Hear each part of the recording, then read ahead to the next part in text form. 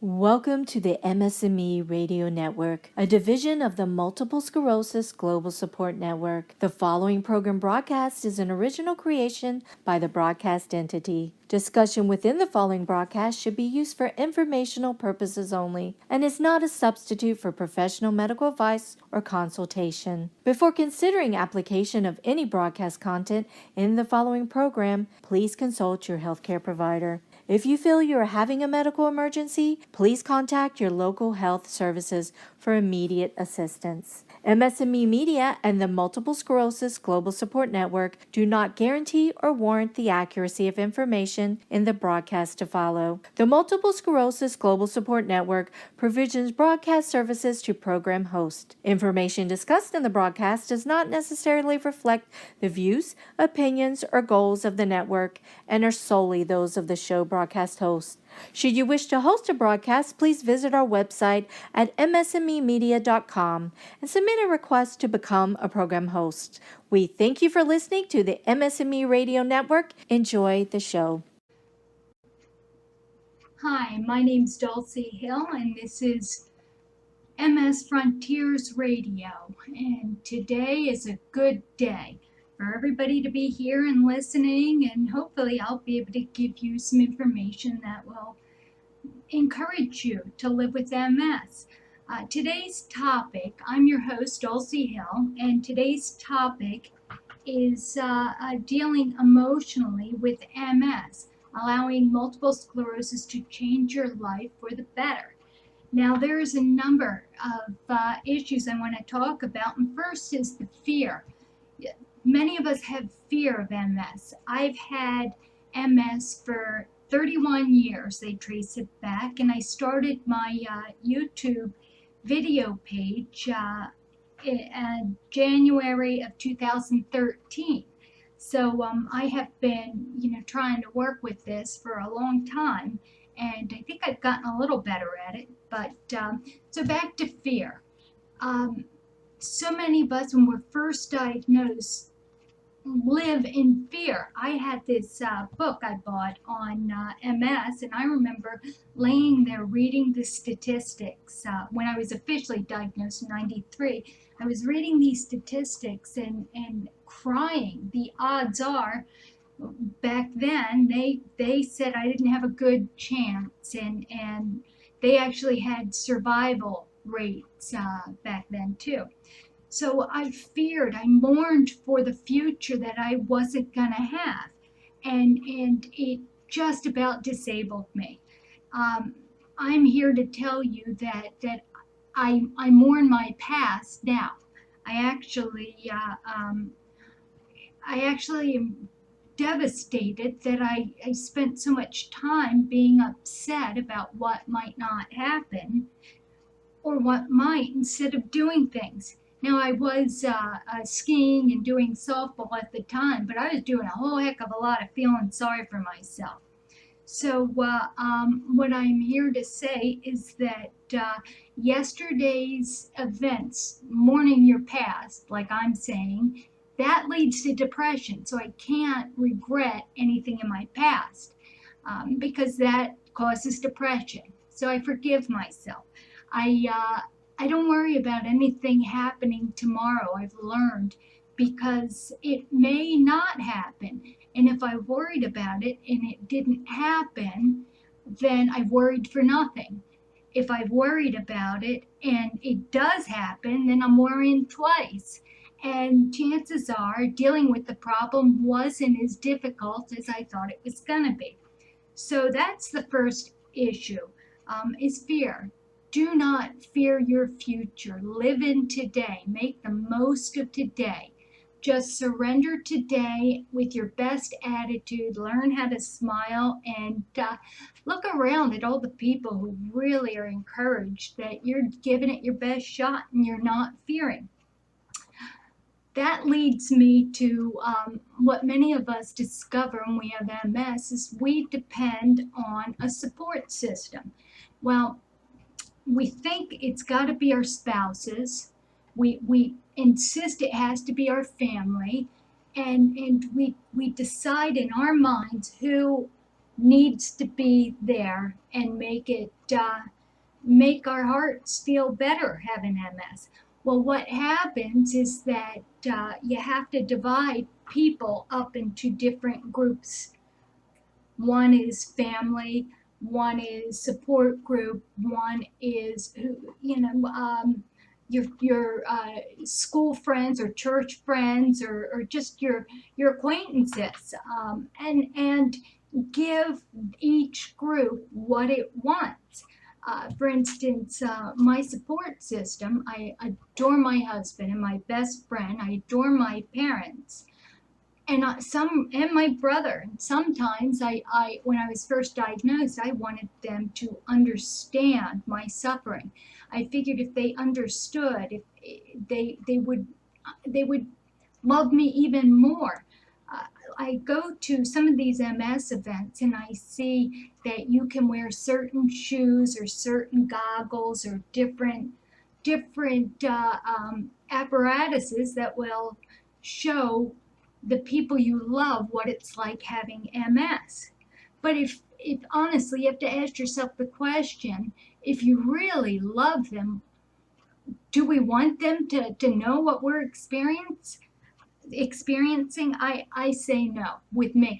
Now, what happened with me, this was about 5 years after I was diagnosed, is my mother was going to marry her boyfriend at the time. So she decided that we all were going to go to Las Vegas and witness the wedding. And it was a wonderful wedding. We flew out there and the family would walk around together, except they didn't notice that I was back 2 city blocks. I couldn't keep up with them.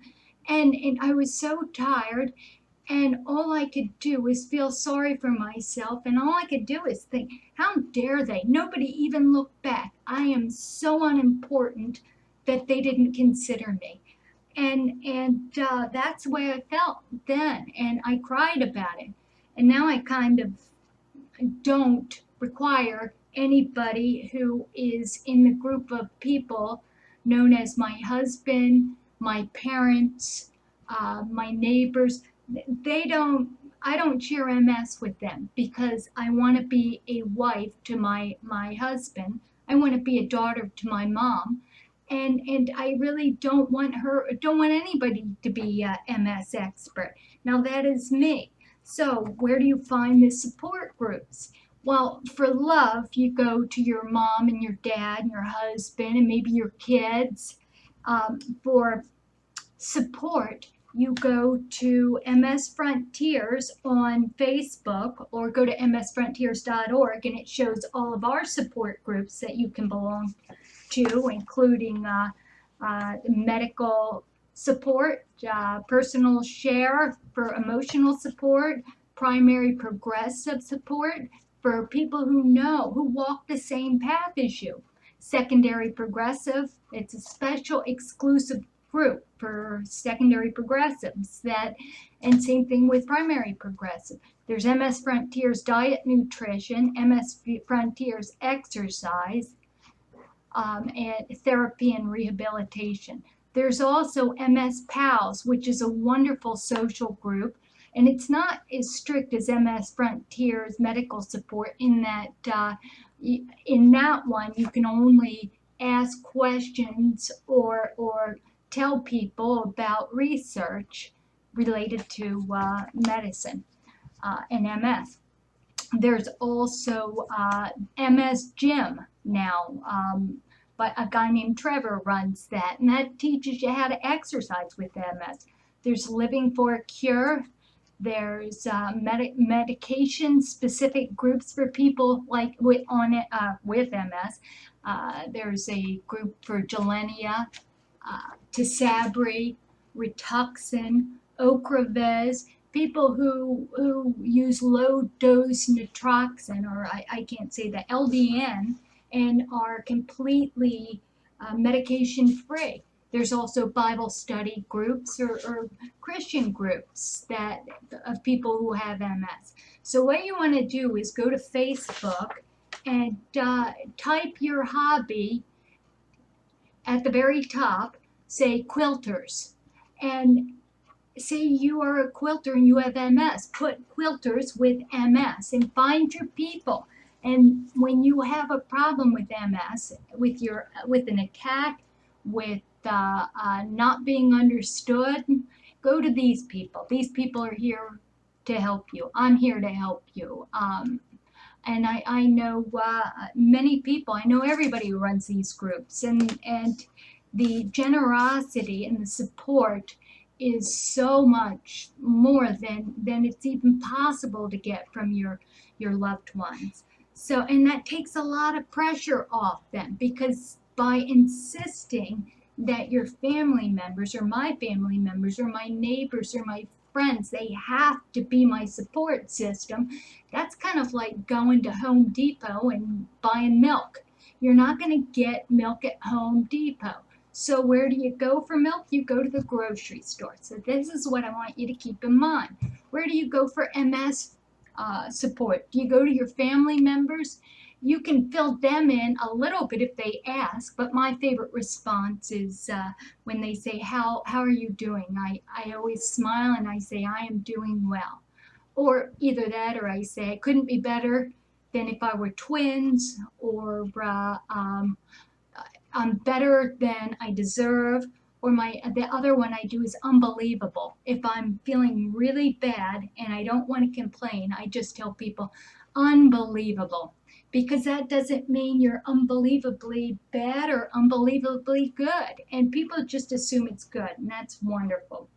Um, Here, the other thing I wanted to talk is when life gets harder, when you have MS with this, and you have these support systems, and you divided them up so that you're going to the right people for the right support, like family for, even if you're getting in a fight with your husband or your kids are driving you crazy, that's a great way to get your mom on the phone and talk to her. Call your brother and talk to him about car trouble or whatever. But these people, all our loved ones want to know from us is how are we doing. They just want to know that we're doing well. um, you'll and I want to teach you something. I want you to look in the eyes of the person you're talking to, family member, friend.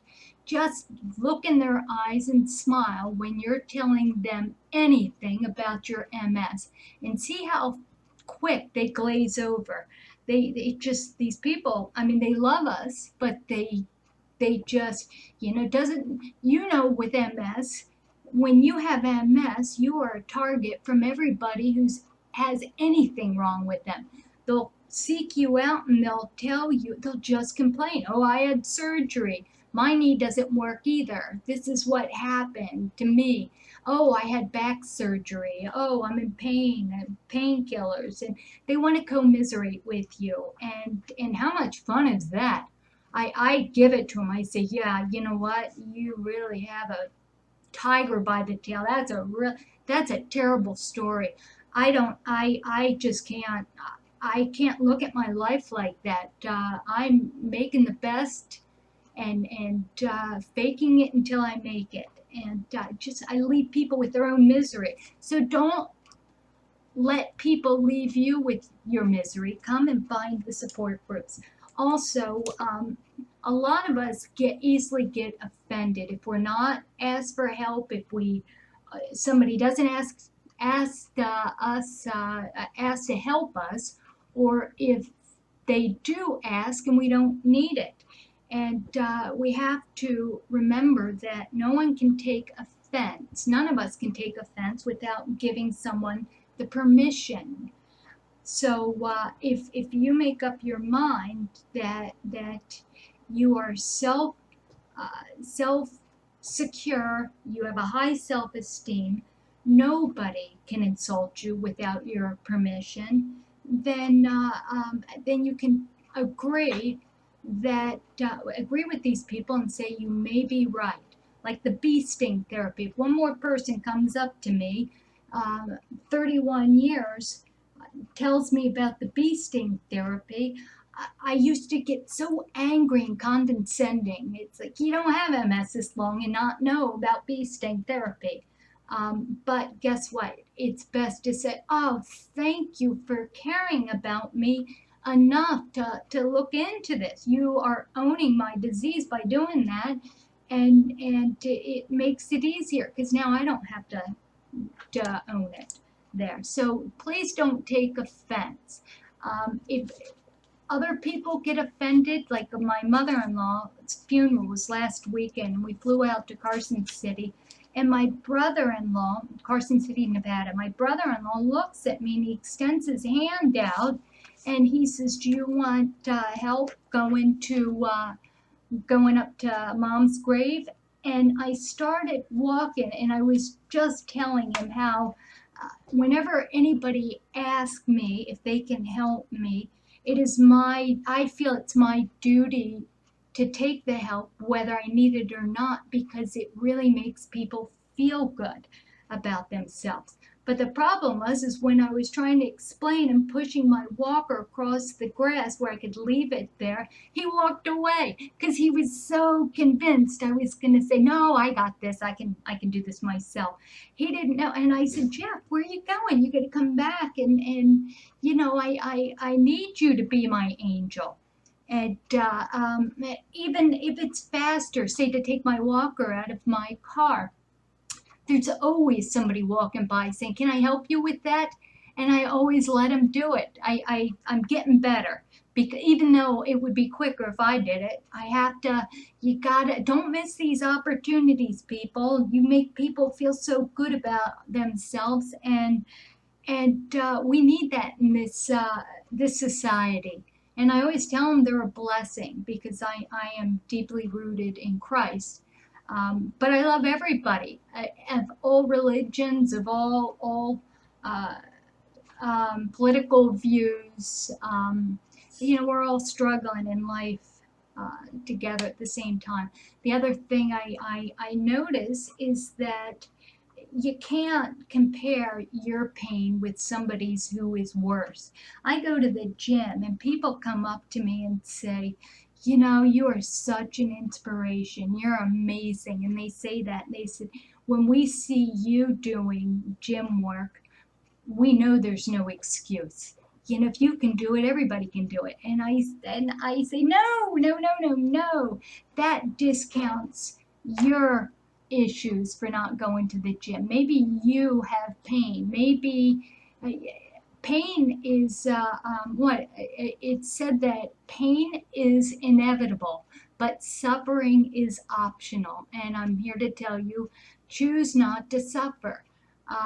Yeah, even when people say that, they say that, and they look at me, and I turn around and I say, "Well, you inspire me. I'm here because I can't find more sick people than at my gym. Gosh, some of them have terrible, terrible complaints, and I try to control it by saying, I'm so sorry for you. Wow, I couldn't imagine going through that.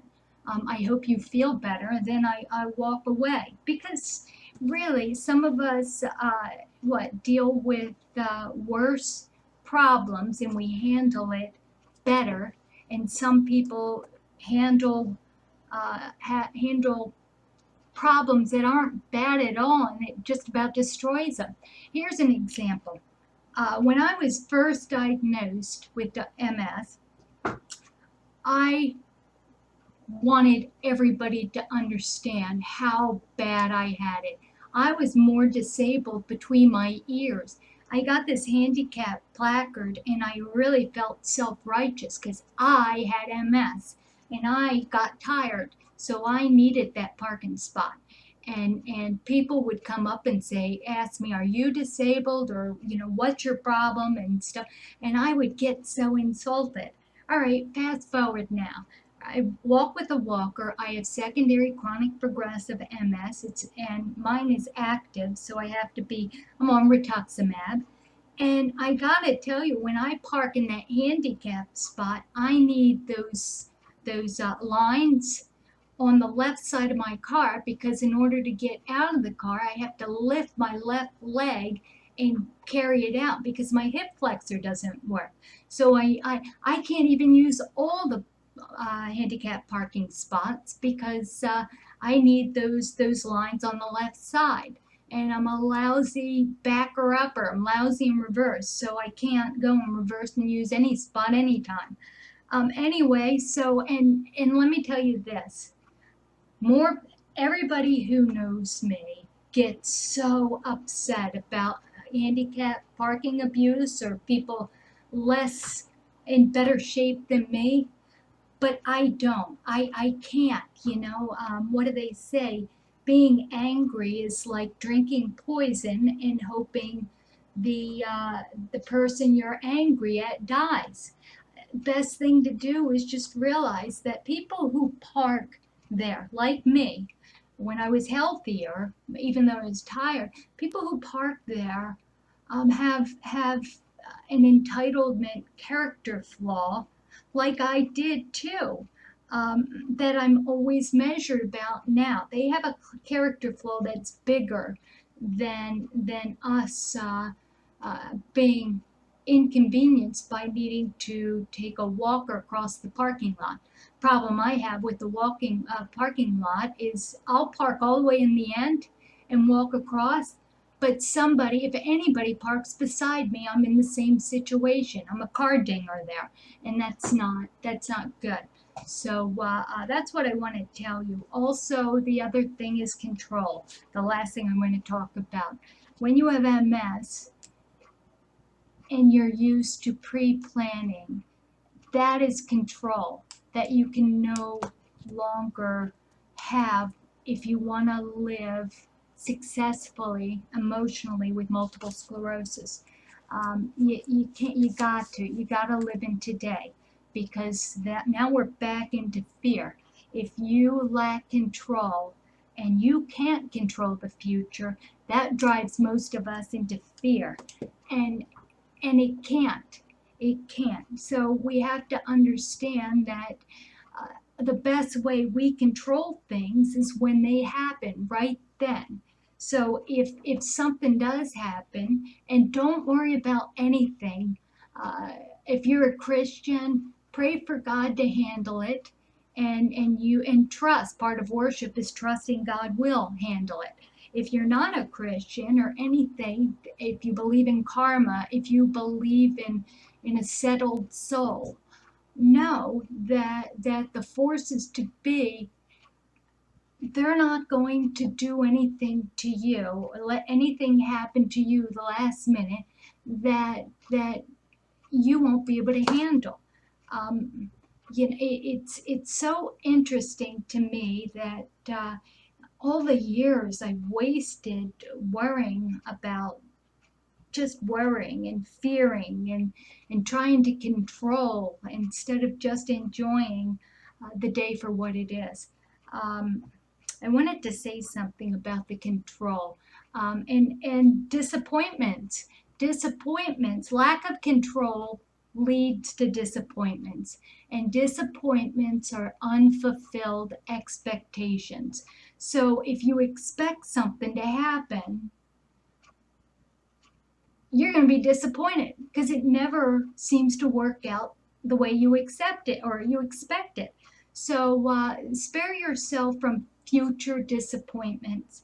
Don't control your future. Learn how to roll with the flow, and just deal with problems as they occur, because very few actually occur.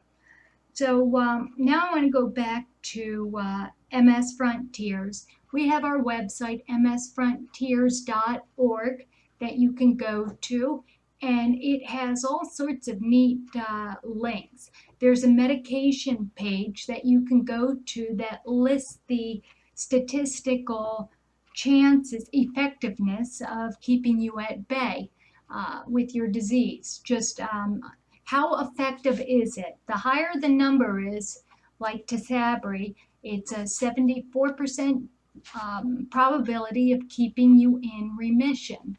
Also, if you have active MS or they haven't established it, in my belief, it's always better safe than sorry. try to join MS Frontiers Diet Nutrition, or go and Google MS Diet, the one you want to do, and you'll find other people who are doing that. The one I want to tell you about big time is an anti-inflammatory diet. That's what we're all supposed to be doing, because when your disease is active early on, your body is in an inflamed state. So you've got to keep inflammation down in your body. That's why you get steroids when you have an attack, because they want the inflammation to go down. And so this other thing is get on medication as soon as possible. Don't wait, because the attacks you're having now, uh, they'll go away.